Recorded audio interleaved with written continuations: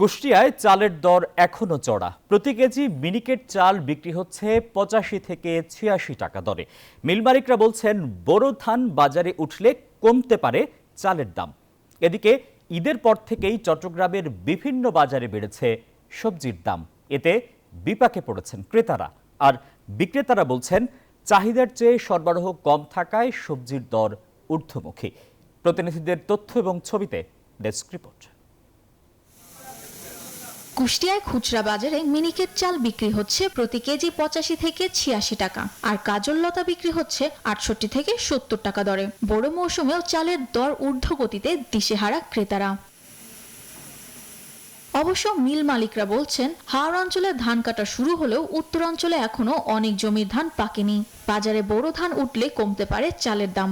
যখন সব দিকে ধান উঠে যাবে, সবার গৃহস্থ ঘরে ধান থাকবে, মিলাররা পরিপূর্ণতাভাবে ধান পাবে, তখন একটা প্রোডাকশনে যখন যাবে তখন বাজারটা স্বাভাবিক থেকে চলে আসবে। যখন নতুন ধান বান্ডেল থাকলে প্রতি সেনমানিতে টাকা বাঁচবে।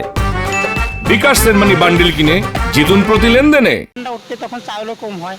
দাম বাজারে যদি এই দামে যে দাম চলছে বর্তমানে এই দামে যদি থাকে, সঙ্গে সঙ্গে দামটা কমবে না। যখন অ্যাভেলেবল হবে তখন দামটা কমবে।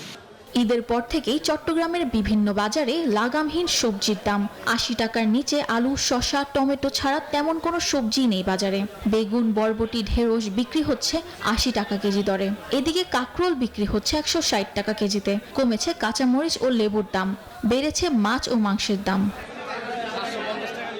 সাভারেও কমেছে অনেক ধরনের সবজির দাম।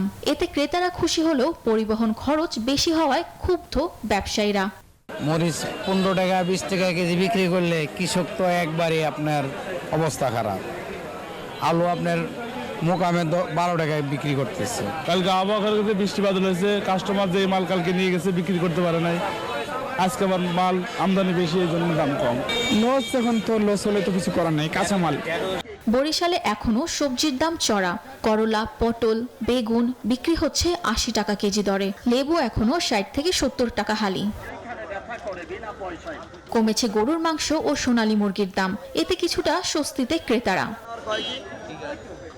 Test report, news 24।